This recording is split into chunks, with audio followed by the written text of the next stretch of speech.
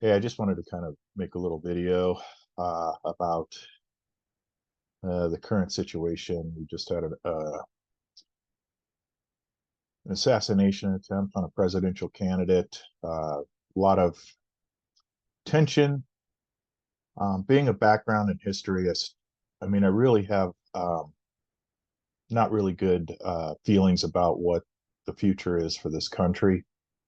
I've never, in the short term, I mean, I've been alive almost 60 years, but I've never seen this country more divided. And I'm a longtime history buff, uh, extensively in the background and causes of the Civil War.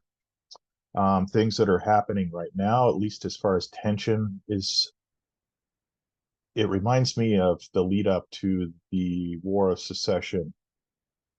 And I know a lot of people kind of think, well, yeah, let's do it. Let's have this Civil War. Let's divide. Let's separate. But it isn't like it was in 1860. We're integrated. My neighbor may not think the same way I do. It won't be a war. What happened in the 1860s was a war of secession. What we will have is blood in the streets and urban conflict.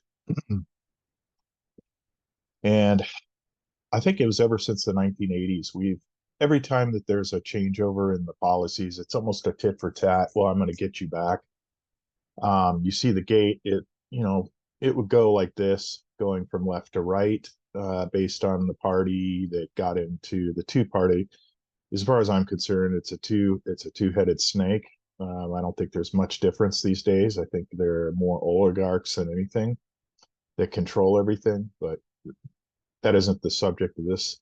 But used to see it like this, but ever since like the 1980s, and as we got into the 90s with all the stuff with the Clintons and then the Bushes, it just every time it does this radical swing back and forth more and more to one side. And right now, I'm almost disgusted with what I see going on right now. The division. We let's grow up. We need both.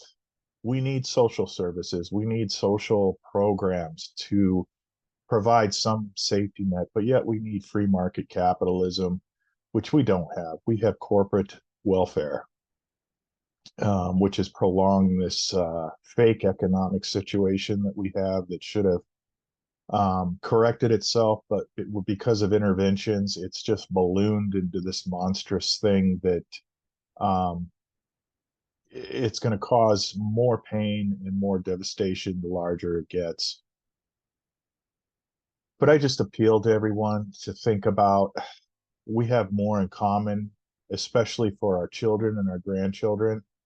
Um, the debt burden that has been left to my children and their children's children is, uh, in my opinion, it's going to lead to default in the rejection of the dollar. And people think that's going to happen overnight. No, it happens slowly and then all at once.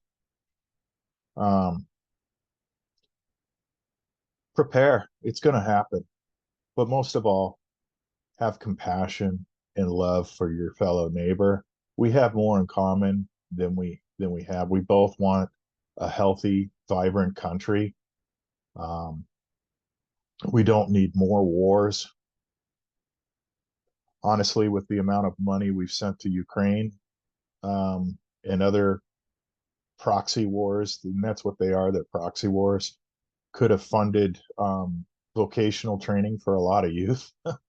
We're going to spend the money. Let's put it into something like another Tennessee Valley Authority project that we're gonna realize benefits for the next 50 years. If we're gonna spend money, spend it on things like that instead of this lining the pockets of these entrenched creatures in Washington. You cannot go to what our country has never been intended to have professional politicians. The framers never intended that. You were supposed to serve and then leave and do your service and then go back to your private life. Now it's a career. And I tell you, beware of anybody seeking to be a politician, you should be concerned. And you cannot become worth $250 million on a civil servant salary. That is cronyism. Anyway, bring this in, love your neighbor, have compassion, and also prepare, because this gravy train will end soon. It may not happen overnight, but it will happen soon. God bless.